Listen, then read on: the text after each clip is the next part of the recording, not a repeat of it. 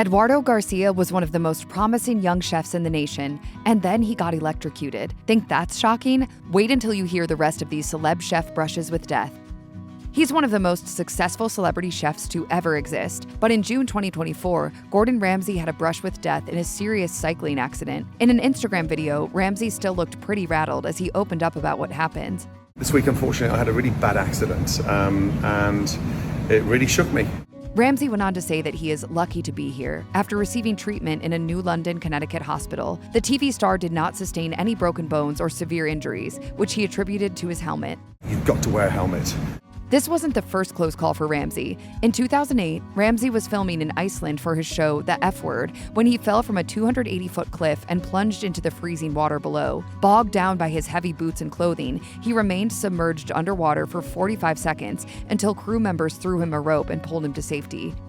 After traveling the world as a private chef on luxury yachts, avid outdoorsman Eduardo Garcia returned to his boyhood home of Montana to explore the state's vast backcountry. But a hike in October 2011 changed his life forever. Upon noticing the remains of a baby black bear inside a halved oil drum, Garcia prodded the animal with his knife. Unbeknownst to Garcia, the oil drum was a marker for a live electrical box. 2,400 volts of electricity blasted through his torso, taking out 4 ribs. The charge left 9 electricity exit wounds, the largest bolting out of his inner thigh. His left arm was charred beyond repair. Somehow, Garcia managed to walk back to civilization and was airlifted to a trauma burn unit in Salt Lake City, Utah. His damaged ribs were removed and his left hand amputated at the forearm. To top it off, when tissue samples returned from lab testing, Garcia found out he also had testicular cancer. Garcia credits his positive outlook on saving him from the brink of death. Accepting help from others allowed him to come to terms with what his life would look like going forward. Today, Garcia cooks with a prosthetic arm and is endearingly known as the Bionic Chef. On April 15, 2011, famed Brooklyn pizza chef Mark Iacono, the owner of Lucali, encountered Benny Geritano, an ex-con with mob ties, and someone Iacono knew since childhood. A verbal spat ensued, and when they ran into each other again later that day, things escalated. Geritano brandished a kitchen knife and stabbed Iacono repeatedly in the torso, neck, and legs, hitting Iacono's femoral artery and landing him in critical care. When Geritano arrived at a local hospital with slash marks on his hands, both men were charged with attempted murder. Neither Geritano nor Iacono cooperated with the investigation, and the case was dropped. Iacono continues to helm Lucali, which has a second location in Miami, and he downplayed the whole thing in a 2012 interview with Grub Street. It was no big deal. Like, I got into a fight. It was just a fight. Yes, it was a near-death experience, but it didn't affect me. I have no feeling in, say, about 50% of my body, maybe forever. But that's okay. It's nothing really. She's a legend in the celebrity chef world, but back in the day, Rachael Ray had to get scrappy on the streets of New York City. In 1993, she took a job managing Agata and Valentina, a gourmet food store on Manhattan's Upper East Side. Ray commuted from her apartment in Woodside, Queens, which is where things got dangerous. Late one night, Ray walked into the entryway of her apartment and was met by a teenage boy holding a gun. Describing the event to the New York Post, Ray said, "He has literally a Glock in his hand and sticks it in my back, and I screamed so loud. I think they heard it in Jersey. I sprayed him in the face with mace, and he was not happy." Not happy is right. Days later, the boy came back. He pulled Ray into an alleyway beside the apartment and hit her with his gun. Ray screamed for the building's guard dog, who luckily scared off the attacker. Ray didn't stay in NYC much longer after that. She told Vanity Fair, "I felt the whole universe was telling me, you're not supposed to be here right now." In Grant Achatz's biography, Life on the Line, a chef's story of chasing greatness, facing death, and redefining the way we eat, the classically trained chef describes how cancer took away his sense of taste and nearly took his life. He was a leader in the molecular gastronomy movement of the 2000s and a co-founder of Alinea, a Chicago restaurant that was Gourmet Magazine's pick for the best restaurant in America in 2006. But just a year later, at the age of 33, Achatz announced that he had been diagnosed with stage 4 tongue cancer, which had spread to his neck. It became very clear that there was something more sinister going on than just stress.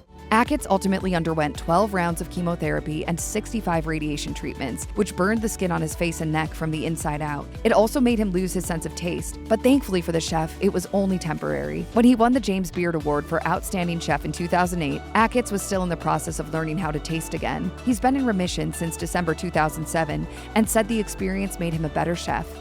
Gregory Gourdet won our hearts on Top Chef and Top Chef All-Stars, but his career almost didn't happen due to substance abuse, which got worse when he entered the fast-paced environment of fine dining kitchens. Drinking through the day and freebasing at night led to him being fired from his position as chef de cuisine at the famous 66 restaurant. In 2007, Gourdet totaled a car on New Year's Eve after a 12-hour binge. In an essay published by Today, the chef reflected upon his near-death experience, writing, "Somehow, I escaped the shell of bent metal and broken glass with just a small scratch above my left eye. I was lucky that I spent the night in jail and not the ICU."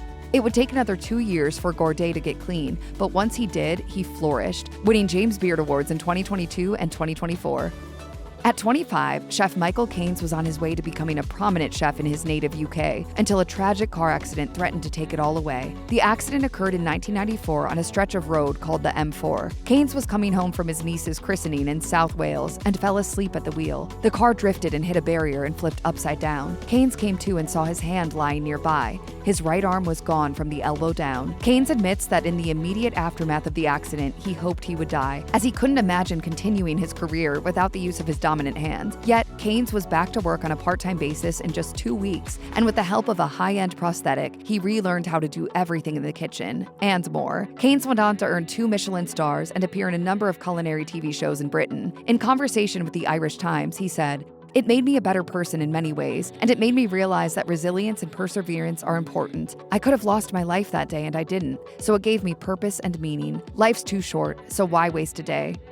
In 2018, Top Chef Season 6 finalist Kevin Gillespie was diagnosed with a rare and potentially deadly form of kidney cancer. Just 35 at the time, the news was a shock. Gillespie had been completely asymptomatic, but was told that his kidney needed to be removed immediately. The surgery was successful and left Gillespie grateful to be alive. Discussing the ordeal with the Atlanta Journal-Constitution, he said, "I feel like I dodged not a bullet, but an atom bomb. The kind of cancer that I had is so fatal because it's not detected. You don't feel sick. You wake up one morning and you're peeing blood, then you die a few months later."